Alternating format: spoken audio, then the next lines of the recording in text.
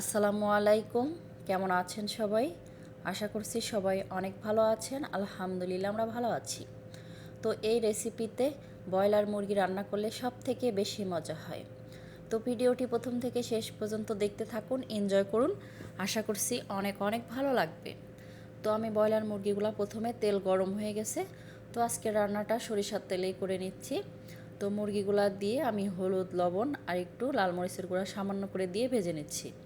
তাতে করে দেখা যায় মুরগিটা খুব সহজেই ভাজা হয়ে যায়।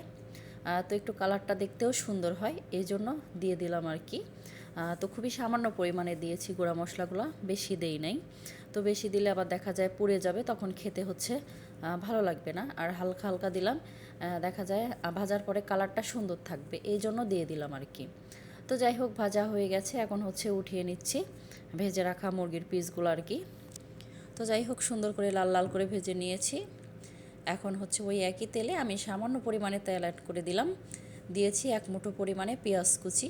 তো একটু লাল লাল করে ভেজে নিচ্ছি। তারপর এখানে দিয়ে দিলাম গরম মশলাগুলো আর কি, পরিমাণ মতো আর কি, যতটুকু লাগে। আর এখানে দিয়ে দিচ্ছি বাটা মশলাগুলা। তো মাংস রান্না করতে যে ধরনের মশলাগুলো ব্যবহার করা হয় ওই মশলাগুলো দিয়ে দিলাম, আগের থেকে বাটা ছিল। এখন দিয়ে দিচ্ছি সামান্য পরিমাণে গরম পানি।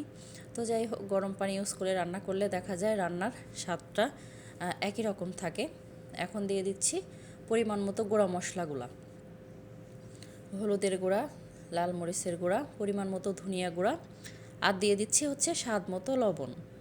তো এখন মশলাটা ভালো করে সুন্দর করে কষিয়ে নেব একটু সময় নিয়ে। তো যাই হোক, আরও সামান্য পরিমাণে পানি অ্যাড করলাম মশলাটাকে ভালো করে কষানোর জন্য, একটু ভাজা ভাজা করে কষিয়ে নিচ্ছি। তো এই পর্যায়ে দেখে বুঝে নেবেন মশলার উপর দিয়ে তেল উঠে গেছে। এখন এই যে আগের থেকে যে মুরগিগুলো ভেজে রেখেছিলাম ওইগুলো এখন দিয়ে দিচ্ছি, দিয়ে মশলার সাথে ভালো করে আর একটু সময় নিয়ে কষিয়ে নিতে হবে। আর আপনি যদি আমার চ্যানেলে আজকেই নতুন এসে থাকেন, চাইলে আমার চ্যানেলটিকে সাবস্ক্রাইব করে নিতে পারেন। আর এই ভিডিওটি যারা ফেসবুক পেজ থেকে দেখছেন, চাইলে তারা পেজটা ফলো দিতে পারেন। আপনি যদি অলরেডি সেই কাজটি করে থাকেন তো আপনাকে জানাই অসংখ্য ধন্যবাদ।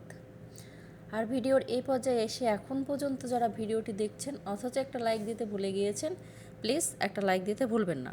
আর ভিডিওটি যদি বেশি বেশি ভালো লাগে কমেন্টের মাধ্যমেও জানাতে পারেন, চাইলে ভিডিওটি ফ্রেন্ড ও ফ্যামিলির মাঝে শেয়ার করতে পারেন। তো যাই হোক, অনেক সময় নিয়ে কষানোর পরে এখন দিয়ে দিলাম পরিমাণ মতো গরম পানি। তো যাই হোক, এখন দিয়ে দিয়েছি 2টা কাঁচামরিচ। তো এইভাবে একবার হলেও ট্রাই করতে পারেন, আশা করছি খেতে কিন্তু খারাপ লাগে না, ভালোই লাগে। তো ছোট বড় এই খাবারটা সবাই অনেক বেশি পছন্দ করবে, ব্রয়লার মুরগি ভুনা। তো খুব বেশি ঝোল না রেখে এটা গামাখা গামাখা করে নামিয়ে নিব। তো এটা ভাত, রুটি, পরোটা সব কিছুর সঙ্গেই কিন্তু খাওয়া যাবে।